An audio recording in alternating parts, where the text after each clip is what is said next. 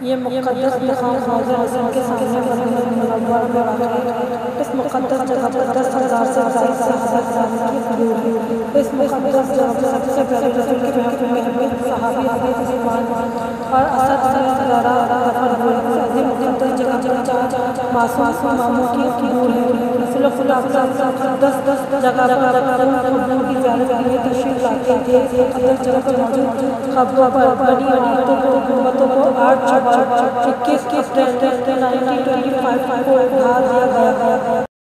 صدی کو بقیہ کی قبروں سے اکھاڑا گیا تھا۔ جابر انصاری کتاب تاریخ اصفہان میں 1344 ہجری کے واقعات کے اندر ملک کے حجاز کا مطالعہ کرنے والے اور وہاں موجود امام شمشاد کے قبور مزارات کو مردود کرنے کے بارے میں لکھتے ہیں کہ حاجی علی سلطنت کی جانب سے لیے جانے کے نتیجے میں 1312 میں 2 سال کی مدت میں بنائی جانے والی زری بقیہ کی قبور سے اکھاڑ دیا گیا ہے۔ جب عوام نے چاہا کہ اس قبرستان بقیہ کو منظم استعمال کرنے کے بعد حضرت صلی اللہ علیہ وسلم کے حرم کے آخری خطبے میں سے ایک نے